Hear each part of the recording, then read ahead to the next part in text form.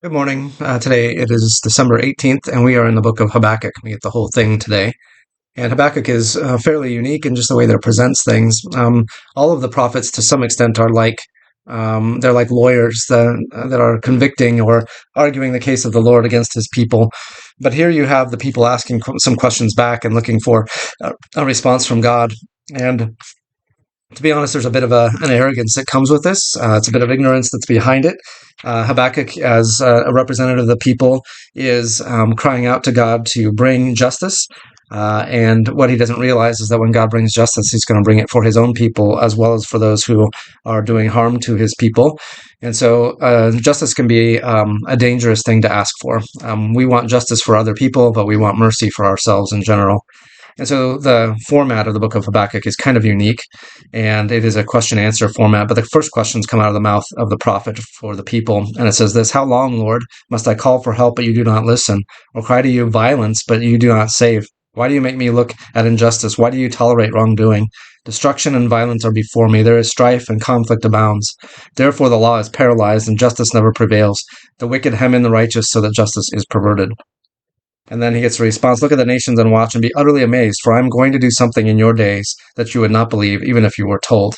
I'm raising up the Babylonians, that ruthless and impetuous people, who sweep across the whole earth to seize dwellings not their own. So God says in response that he is going to bring justice, but he's going to do it through the Babylonians. And this is furtherly outrageous for Habakkuk. He says, How can you use somebody who's even less righteous than us to punish us for our sins? And he actually says this in verse 12: Lord, are you not from everlasting? My God, my Holy One, you will never die. You, Lord, have appointed them to execute judgment. You, my rock, have ordained them to punish. Your eyes are too pure to look on evil. You cannot tolerate wrongdoing. Why then do you tolerate the treacherous? Why are you silent with the wicked?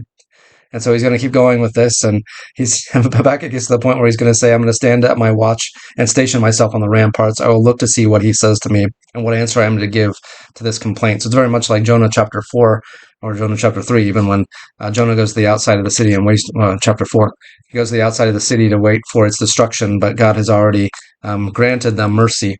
And so Jonah doesn't get what he's looking for, and Habakkuk doesn't either. He will eventually get the justices he's looking for, but it's going to come at a great price to him and his people as well. So the point of it, God is able to do what God is able to do, that he is the one who is just and in charge of justice. And so while we can question him and ask why he's doing what he's doing and why he allows the things that he allows, the ultimate answer, we have to be content and humble with that. It is God who gets to determine what is just and what is right, and what to do with all of the things that he has to weigh in order to bring about true justice. And so that's the lesson for the book of Habakkuk.